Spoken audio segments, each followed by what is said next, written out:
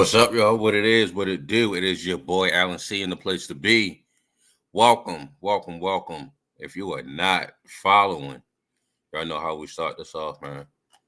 If you are not following me on Instagram and Twitter, what are you doing? Follow Al U Bugging on X and Instagram at Al_U_bugging. Al_U_bugging on X and on Instagram.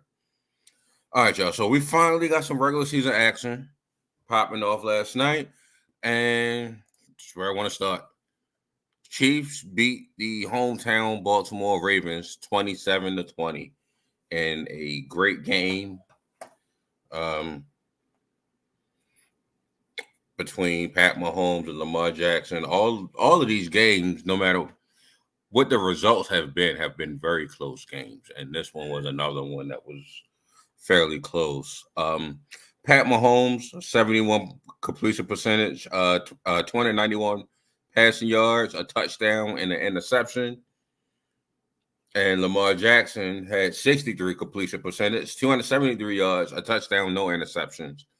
Also was the leading rusher, 122 yards, no touchdowns.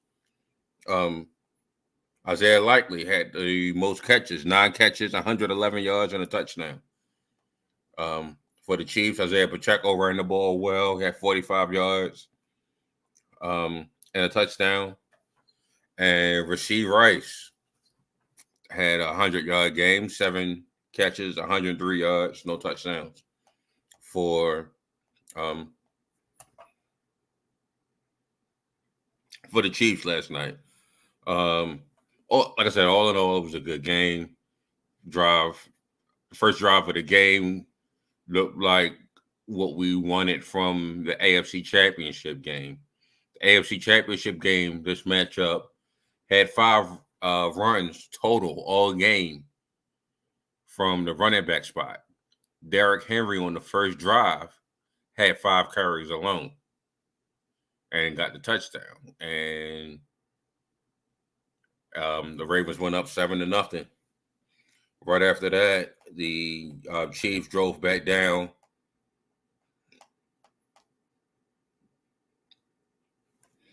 for 67 yards for 5 plays, ending with a touchdown end around.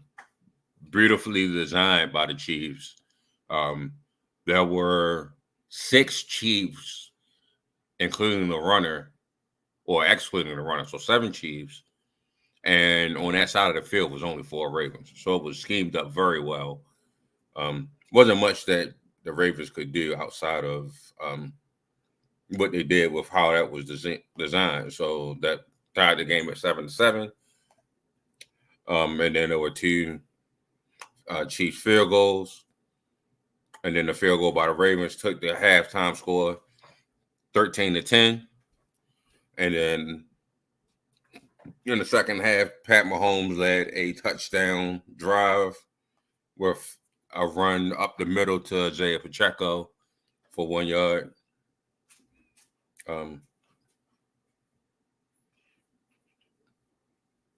That was a good power run.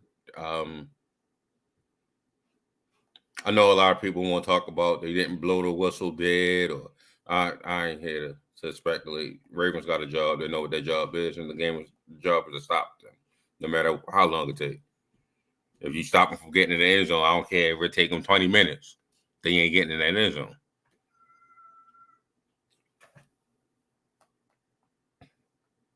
So Ravens answered back with a long pass to Isaiah Likely for 49 yards. So that made the score 20-17.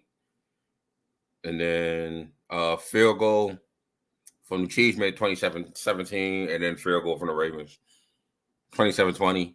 Ravens had about a minute and 50 seconds to drive down the field, and they got the ball to the 13. And Isaiah Pacheco was missed on the first. He was open, and Lamar just missed the throw, and he got hurt. Play after that went to Lamar said he was throwing it to Bateman, but it landed kind of in between Bateman and where Flowers had ran from. And Flowers would have sat there in that zone when Lamar noticed him and threw it. It wouldn't have looked as bad as it was, but even Lamar said he was throwing it to Bateman, who was getting armbarred, and like he pulled up on his route. He saw Zay there. So just a little miscommunication there. And then the very last play of the game, by a half a toenail, Isaiah Likely catches the ball out of bounds to end the game. So that's how that went. All right, so I'm going to go good, bad, and the ugly. We kind of touched on it, but let's start with the good. So the good that the Ravens did, Lamar had close to 400 all-purpose yards and a touchdown with no interceptions. He did turn the ball over on a sack strip fumble, but there was no interceptions. I think he played a very good game. He put the team on his back, tried to do everything he could. Lamar was terrific last night. Also the good, there was defensive adjustments throughout the game. I think for Zach Orr to be his first time calling plays in the NFL, to do that against the reigning two-time Super Bowl champion, to do that against Andy Reid, and again, you were stopping them. You were in there. You were stopping them. You were able to get pressure without blitzing. So that means you were doing some things that were good, and it's a hell of a starting point to build on. So that was the good. And last night, again, compared to the AFC Championship game, they had three third down conversions all game. They had 3 third down conversions on the first drive. Definitely in the first half, they had 3 third down conversions.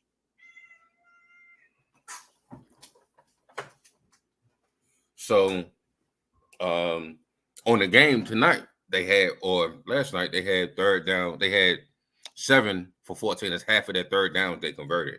And they converted half of their fourth downs. They were 1 for 2 on fourth down. So that's a good conversion percentage. Keep the change going. All right, y'all. We're going to move on to the bad.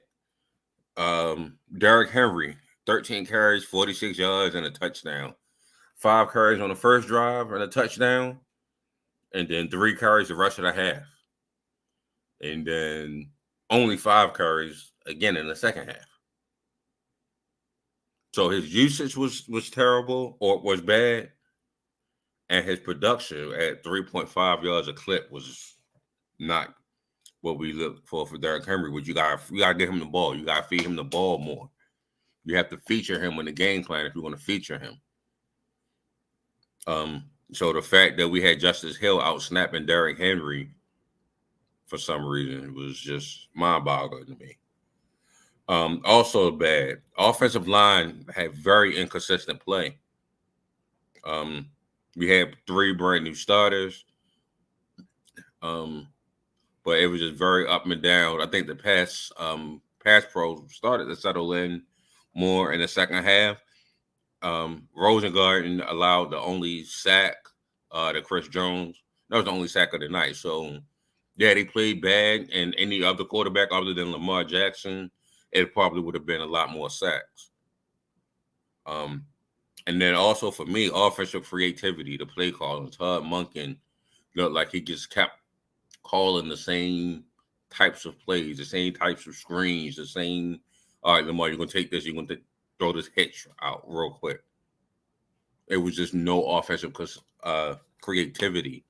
If you see them line up, and if you pause the play when they line up, you could pretty much guess 90% of the time if it was going to be a pass or a run.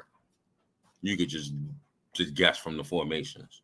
It was just very limited creativity with the offense. And then the ugly, Malik Harrison had a very horrible game in pass coverage. Whenever he was in, Andy Reid would motion Rashee Rice to him and have him do a quick slant, and that was I was guaranteed 15 to 20 yards. The penalties was very ugly. They were called for way more, but only 7 penalties were accepted, and it was just off of illegal formations, which is something fairly simple. So fairly simple. Dang, line up. Make sure you're not lined up too far in the backfield. And all night they had issues with that. It was 3 straight plays in the first quarter with that. Also, the ugly was the blown coverages. Marlon Humphrey, and I like Marlon. This is in no way, shape, or form discrediting Marlon Humphrey's game, but it is becoming not cliche. It's becoming a habit for Marlon Humphrey to give up a game-winning touchdown. I think most recently last year against Pittsburgh, and he got beat by George Pickens for the touchdown. I think in Oakland, when it was an overtime game, the last opening night game that the Ravens lost, got beat for a touchdown in that one. So Marlon's constantly giving up touchdowns, blown game-winning touchdowns, blown coverages. And then other ugly is the injury to Kyle Van Noy. Kyle Van Noy will be out indefinitely with a fractured orbital bone. So there's tests and to find out how long he's going to be out. But that's the ugly.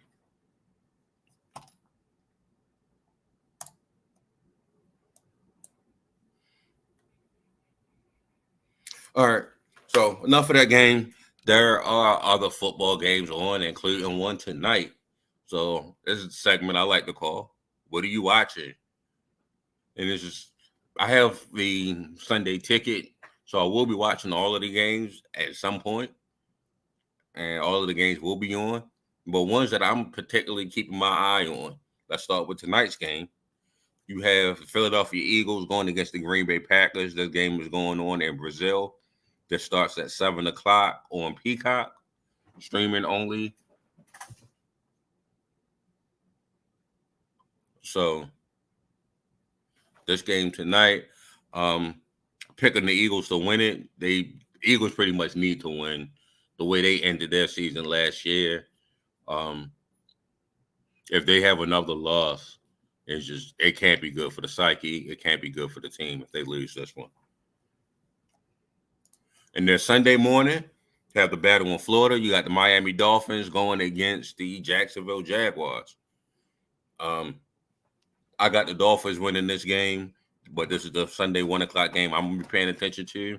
You got 2 young quarterbacks. Both of them got paid this offseason. Become 2 of the highest, top 5 highest paid quarterbacks in the league. So you have these 2 young guys going against it, and Trevor Lawrence and Tua. So that's the 1 o'clock game I'm watching. And then at 4 o'clock, you got the Cowboys going against the Cleveland Browns. This is Tom Brady's first broadcast game, or first game as a broadcaster, excuse me. So looking forward to hear him on the call. And the Cowboys have had a tumultuous offseason with CD holding out. Is that going to get paid? Is he not going to get paid? What's going on with their offensive line? I mentioned it with the Ravens, but the Cowboys also have a brand new offensive lineman.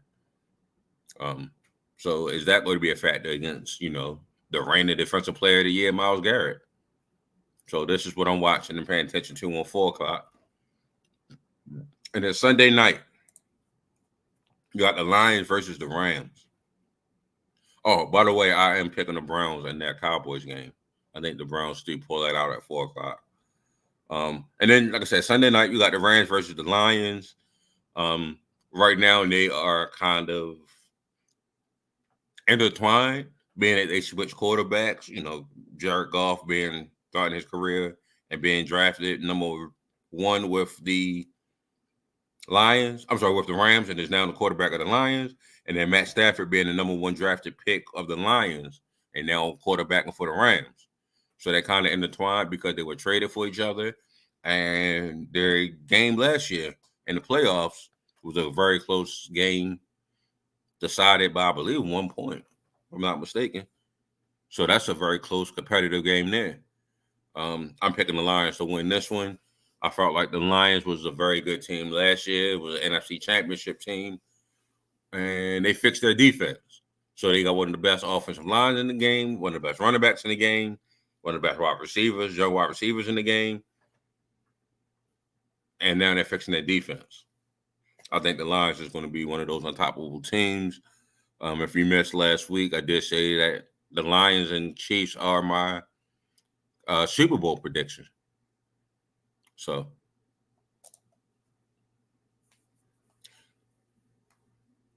there's that. That's what I'm watching on Sunday. But to continue in spirit of the picks, I'm going to do 3 picks games. Now, bet at your own risk. Gamble what you can afford to lose. But I'm doing 3 picks and 3 upset alerts that you want to look out for. So first pick that's locked in, I got Cincinnati Bengals beating the Patriots. You can bet the points if you want. Should be 8.5, I believe. I think the Bengals got this game wrapped up or running away. Next game is the Bears. So you have Caleb Williams debut for the Bears going against the Titans. I think the Bears win this one easily, going away. And then you have the Raiders going against the Chargers. And I got the Chargers winning this one. Not even close. You could take the points on all of these. I don't think even one of these games will be that competitive. Only because it's week 1, it may be. But these teams will finish way different in the polls. I believe 3 of these teams is going to be in that Super Bowl bubble when 3 of those teams are going to be fighting for number 1 pick. All right, y'all. The upsets. Upset alert. Again, this is an alert. Not saying that they will pull off the upset. Not saying that they will cover. Just saying that it's an alert. Pittsburgh Steelers going up against the Atlanta Falcons. I think the Steelers can cover and win this game. Russell Wilson's debut. Kirk Cousins' debut with the Falcons. Their strengths match up against each other. You have the still defense of the Steelers, and then you have the explosive offense of Atlanta. So I think defense is actually, gel a little bit quicker than the offense. So I think Steelers have played very well week 1. I mean, they beat the Bills a couple years ago. They beat the 49ers after that. They beat the Browns week 1 after that. So Steelers play very well week 1. Mike Tomlin does a hell of a job getting them ready to play. So I got the Steelers winning that week 1 matchup. Another upset alert. The Colts taking on the Texans. Now, Anthony Richardson only has 17 starts. So no one knows exactly. And that 17 starts from after high school. So that's including college, 3 years of college. That's including his NFL, 17 starts. So no one knows what Anthony Richardson is of the Colts. But I think Anthony Richardson can hang in there with the Texans, who's going to be trying to gel with new pieces. Joe Mixon, Stephon Diggs. You get Tank Dell back, from injury. So they're going to be trying to gel. So I think the Colts play this game tight. Don't know if I got them winning, but I think they play this game at least tight. And then you got the Commanders going up against the Buccaneers. I'm going with the Commanders and young JD. I think Commanders improved their defense. They got a new head coach who is a defensive coordinator. And I think Jaden Daniels is the real deal. And he gets to start his career off with with the Commanders against the Buccaneers, who I believe lost a lot on defense, lost a lot team-wise. Their offensive line is not going to be the same. So I got the Commanders pulling off this upset against the Steelers. I'm sorry, the Buccaneers, excuse me. All right, and then my rest of the picks, you can see them there. Like I said, Steelers, Bears, Texans, Saints, Chargers, Cowboys, the Bills, the Bengals, the Dolphins, the Vikings, the Broncos, the Commanders, and the nightcap, I have the Lions winning.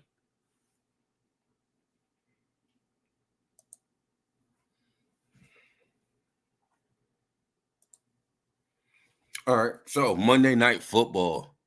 Aaron Rodgers and the Jets take two. No, it was a year ago around this time.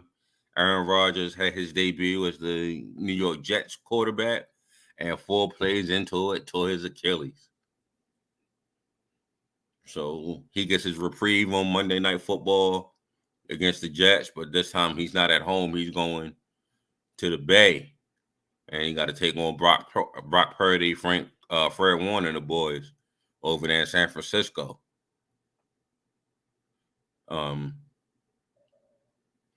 I think, the Jets have high expectations on what they can do this year because of what we were robbed of last year. I think the Jets defense was one of the best defenses in the league. Defenses travel well. So Aaron Rodgers got brand new linemen up front. Through the draft and free agency. So we expect to see what Aaron Rodgers could do with this team up front. On the San Francisco side of the ball, it came up just short in the Super Bowl. Only the second Super Bowl to ever go to overtime. So it was that close. I think Brock Purdy is playing for a contract next year. So Brock Purdy looks to prove that he could do it this year.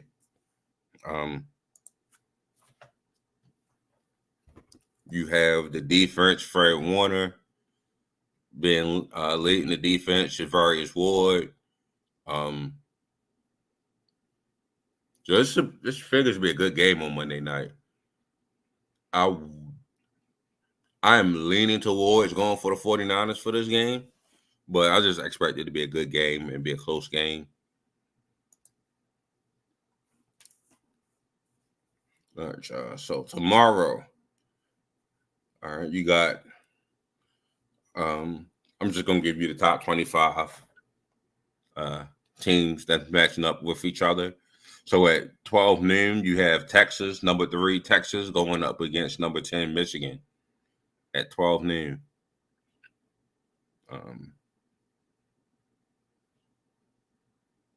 Number 14 Tennessee is going up against number 24 NC State at 7:30.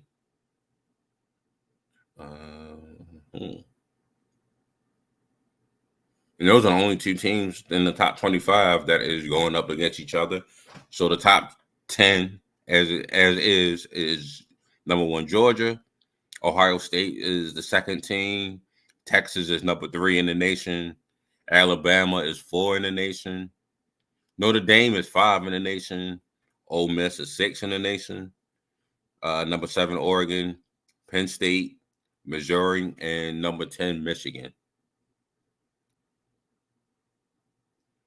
Florida State fell completely out of.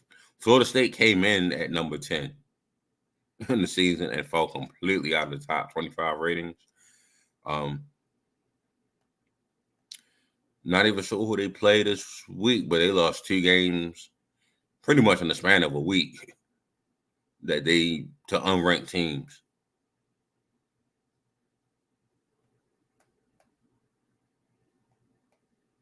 So hopefully Florida and DJ bounce back.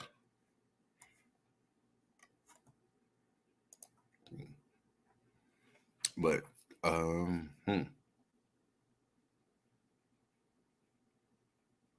is my show for this evening. Went through everything. Um, Again, continue to follow me on Instagram and Twitter at Al_U_bugging.